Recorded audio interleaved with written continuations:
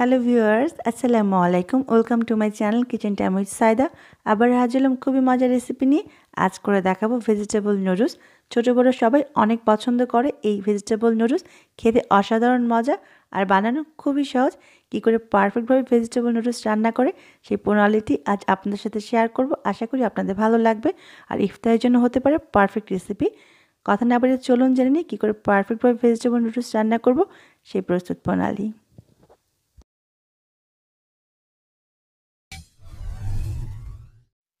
Vegetable noodles রান্না করার জন্য এখানে আমি 3 প্যাকেট ইনস্ট্যান্ট নুডলস নিয়েছি। আপনি যে কোনো ব্র্যান্ডের নিলেই চলবে। আর লাগবে ভেজিটেবল। আমি এখানে ফ্রোজেন মটরশুঁটি নিয়েছি, ক্যাপসিকাম নিয়েছি 2 রঙের আর গাজর নিয়েছি। আপনি সিজনাল যে কোনো সবজি ব্যবহার করতে পারবেন। পেঁপে, ফুলকপি যে কোনো সবজি আপনার হাতের নাগালে থাকলে আপনি এই ভেজিটেবল নুডলসে ব্যবহার করতে পারবেন। আর নিয়েছি একটা টমেটো, সেটাও আমি কিউব করে কুচি করে নিয়েছি। আর কী কী উপকরণ দিয়ে রান্না করব চলুন রান্না করতে করতে আমরা জেনে নিই। ভেজিটেবল নুডলস রান্না করার জন্য প্রথমে আমি নুডলসটাকে একটু সিদ্ধ করে নিব। সেজন্য আমি একটা হাঁড়িতে দিয়ে দিচ্ছি 4 কাপ পরিমাণ পানি। আপনি চাইলে এখানে 5 কাপ পানিও ব্যবহার করতে পারবেন। যখন পানিটা ফুটে উঠবে তখন এর মাঝে আমি নুডলসগুলো দিয়ে দিব। এই নুডলসটা রান্না করার জন্য নুডলসটা খুব বেশি সিদ্ধ করা যাবে না। নুডলসটা ফুটন্ত পানিতে দেওয়ার পরে জাস্ট 1 মিনিট রান্না করতে হবে। যদি খুব বেশি সিদ্ধ হয়ে যায় তাহলে রান্নার পর এটা একবার গলে যাবে, খেতে ভালো লাগবে না। আমি নুডলসটাকে একটু নেড়ে ঢেকে দিব জাস্ট 1 মিনিটের জন্য। ফিরে এলাম 1 মিনিট পরে।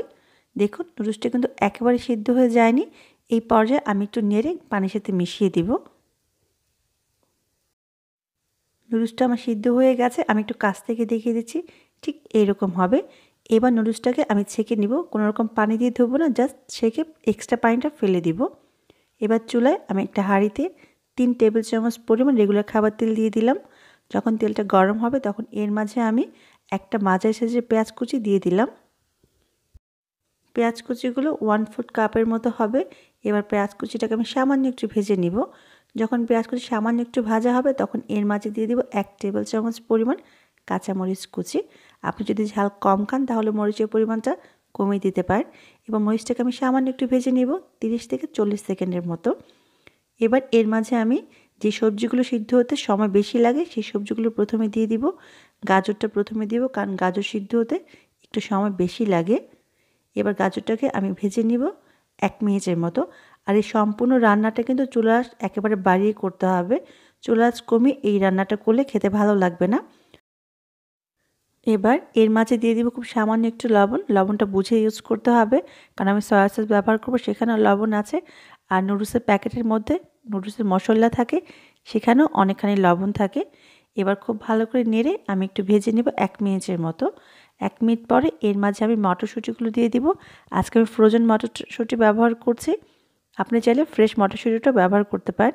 মটরশুঁটিটা খুব ভালো করে নেড়ে মিশিয়ে নেব এবং 1 মিনিটের মতো ভেজে নেব ফুল আঁচে। 2 মিনিট যখন ভাজা হয়ে আসবে তখন এর মাঝে আমি যে ক্যাপসিকামগুলো কুচি করে রেখেছিলাম সেই ক্যাপসিকাম কুচিগুলো দিয়ে দিব। আর ক্যাপসিকাম রান্না হতে খুব বেশি সময় লাগে না। আর নুডলসের যে সবজিগুলো ব্যবহার করা হয় সেগুলো খুব বেশি সিদ্ধ হলে কিন্তু খেতে ভালো লাগে না। এটা সিদ্ধটা একটু কম হবে। খুব ভালো করে নেড়ে মিশিয়ে নিব 1 মিনিটের মতো। প্রথমে আমি ক্যাপসিকামগুলো ভেজে নিব, তারপর আমি টমেটোটা ব্যবহার করব। 1 মিনিটের মতো ভাজা হয়ে গেছে। এবার এর মাঝে আমি টমেটো কুচিগুলো দিয়ে দিব। টমেটো কুচি দেওয়ার জন্য নুডলসটা খেতেও ভালো লাগবে এবং কালারটাও অনেক সুন্দর আসবে। গ্রেভিটা একটু ঘন হবে। খুব ভালো করে নেড়ে মিশিয়ে নেব এবং ফুল আঁচে 4 থেকে 5 মিনিট আমি রান্না করে নেব। ফুল আঁচে আমি 5 মিনিটের মতো রান্না করে নিয়েছি। এবার এর মাঝে দিয়ে দিব 1 টেবিল চামচ পরিমাণ সয়া সস। এবার এর মাঝে দিয়ে দিলাম 1 টেবিল চামচ পরিমাণ টমেটো সস। এবার খুব ভালো করে সবগুলো উপকরণ একসাথে মিলিয়ে নেব। সবগুলো উপকরণ যখন খুব ভালো করে মেলানো হয়ে যাবে তখন এর মাঝে দিয়ে দিব নুডলসের প্যাকেটে যে মশলাটা থাকে সেই নুডলসের মশলাগুলো। এই মশলাটা রান্নার পরে দিলে নুডলসের টেস্ট অনেক ভালো আসে। প্রথমে ব্যবহার করব না, এতে নুডলসের টেস্ট তত ভালো আসে না। যখন মশলাগুলো দেওয়া হয়ে যাবে তখন খুব ভালো করে নেড়ে মিশিয়ে দিব। আমি আবারও বলছি, এই সম্পূর্ণ রান্নাটা কিন্তু চুলার আঁচ বাড়িয়ে তারপরে করবেন। মশলাটা যখন খুব ভালো করে মেলানো হয়ে যাবে তখন এর মাঝে আমি যে নুডলসটা সিদ্ধ করে রেখেছিলাম সেই সিদ্ধ করা নুডলসগুলো দিয়ে দিব। নুডলসটা সিদ্ধ করার পরে যদিও মনে হচ্ছে যে একত্রে জমাট বেঁধে গেছে, যখন একটু গরম ভাব লাগবে তখন এই জমাটা ছেড়ে দিবে। খুব আলতোভাবে নুডলসটা নেড়ে এই সবজির সাথে মিশিয়ে নিব। খুব ভালো করে সবজির সাথে নুডলসটা নেড়ে মিশিয়ে নিলেই তৈরি হয়ে যাবে খুবই মজার ভেজিটেবল নুডলস। এবার আমি চুলাটা বন্ধ করে দিব। দেখলেন তো কত সহজেই তৈরি হয়ে গেল খুবই মজার ভেজিটেবল নুডলস। এবার আপনি আপনার পছন্দ মতো পরিবেশন করুন খুবই মজার ভেজিটেবল নুডলস। আমি এর উপরে কিছু অনিয়ন লিভস দিয়ে দিয়েছি। আপনি আপনার পছন্দ মতো যে কোনোভাবে ডেকোরেশন করতে পারেন। দেখলেন তো কত সহজেই তৈরি হয়ে গেল খুবই মজার ভেজিটেবল নুডলস। অবশ্যই বাসায় বানাবেন আর আমার কমেন্ট বক্সে জানাবেন কেমন হয়েছে। যদি আমার রেসিপিগুলো ভালো লাগে প্লিজ আমার চ্যানেলকে সাবস্ক্রাইব করে রাখবেন পরবর্তী রেসিপির জন্য। আর যারা সাবস্ক্রাইব করেছেন তাদের অসংখ্য ধন্যবাদ। সবাই অনেক ভালো থাকবেন, আবারও দেখা হবে। আল্লাহ হাফিজ।